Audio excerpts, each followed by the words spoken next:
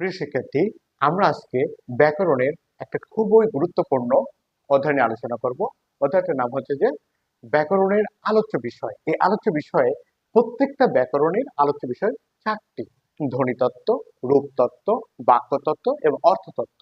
এই এই ধ্বনিতত্ত্বের মধ্যে ব্যাকরণের কোন কোন অনুচ্ছেদগুলো আছে, তারপরে রূপতত্ত্বের মধ্যে ব্যাকরণের কোন কোন অনুচ্ছেদগুলো আছে, তারপরে অর্থতত্ত্বের মধ্যে ব্যাকরণের কোন কোন অনুচ্ছেদগুলো আছে এবং বাক্যতত্ত্বের মধ্যে ব্যাকরণের কোন কোন অনুচ্ছেদগুলো আছে, আমরা আজকে সংক্ষিপ্ত কিছু মানে বাক্যের মাধ্যমে এগুলো আমরা মনে রাখবো। দেখো, ধ্বনিতত্ত্বে আছে হচ্ছে যে ধ্বনিতত্ত্বে দেখো কি কি আছে। দেখো, ধ্বনিতত্ত্বে ধ্বনি, বর্ণ, নত্ব ও সত্য মিলে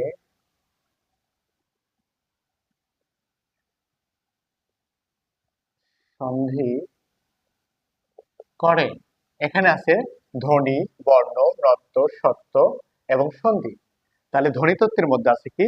ধ্বনি, বর্ণ, নত্ব, সত্য বিধান আর হচ্ছে কি সন্ধি ধ্বনিতত্ত্বের মধ্যে আলোচিত হয়। এরপরে বিষয় হচ্ছে যে রূপতত্ত্ব। দেখো, রূপ তত্ত্ব, রূপতত্ত্বের মধ্যে আমরা একটা শব্দ লিখবো। দেখো, রূপা সব বিষ বিক্রয় করে। দেখো,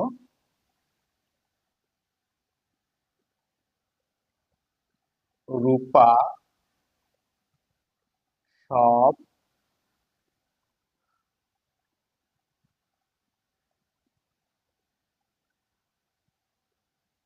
বিষ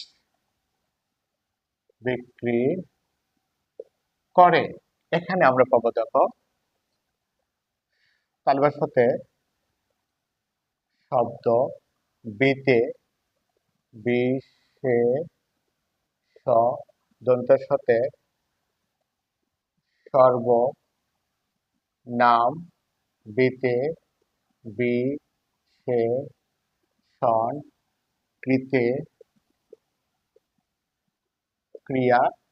আবার এটা এখানে হবে ক্রিয়া, এখানে আবার হবে এটা এই দুটো দিয়ে হবে হচ্ছে যে এই দুটো মিলে হবে হচ্ছে যে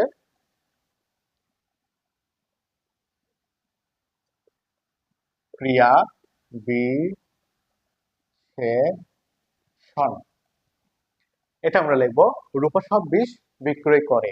এর মাধ্যমে আমরা এখানে আছে কি শব্দ আছে, যে শব্দ আছে, বিশেষ্য আছে, সর্বনাম আছে, বিশেষণ আছে, ক্রিয়া আছে এবং ক্রিয়া বিশেষণ আছে। তারপর হচ্ছে বাক্য তত্ত্ব।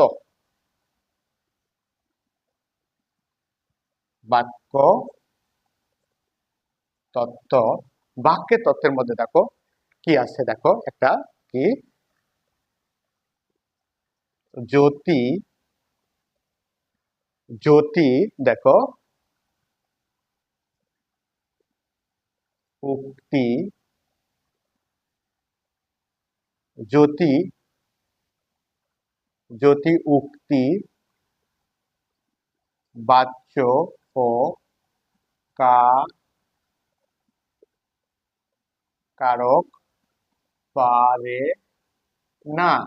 তাহলে এখানে আছে জ্যোতি চিহ্ন, জ্যোতি চিহ্ন, উক্তি আছে, বাচ্য আছে, কারক আছে। এখানে তাহলে কি আছে? জ্যোতি চিহ্ন আছে, উক্তি আছে, কারক আছে, বাচ্য আছে। এগুলো হচ্ছে কি কার মধ্যে পড়ে? বাক্য তত্ত্বের মধ্যে। পরবর্তীটা কি? অর্থতত্ত্ব। দেখো, অর্থতত্ত্ব,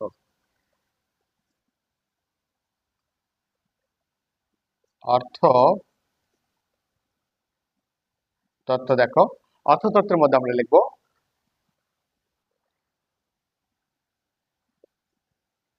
বাঘের বিপরীতে, বিপরীতে প্রতি শক্তি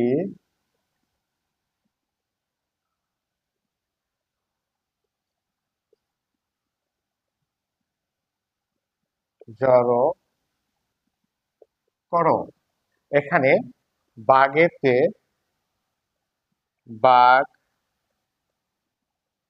ধারা, বিতে বিপরীত শব্দ, বিপরীত শব্দ, পতিতে প্রতিশব্দ,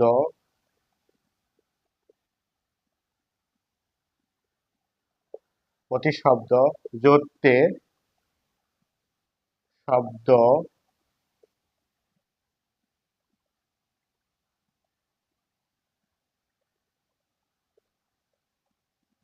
শব্দ জোর।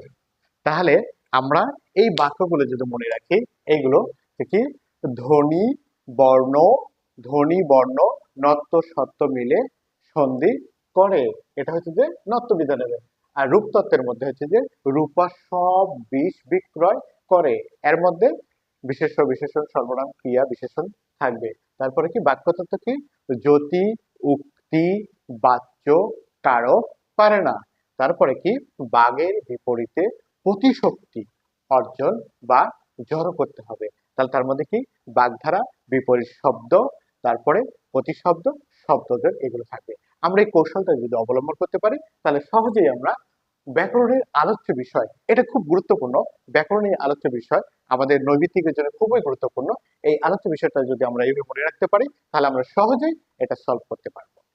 আমরা সহজে এটা সলভ করতে পারবো। পরবর্তী ক্লাসে আমরা অন্য কোনো বিষয় নিয়ে আরো সহজভাবে প্রকাশ করার, আরো সহজভাবে উপস্থাপন করব, যা তোমরা অতি সহজে গ্রহণ করতে পারবে। ওকে, ধন্যবাদ।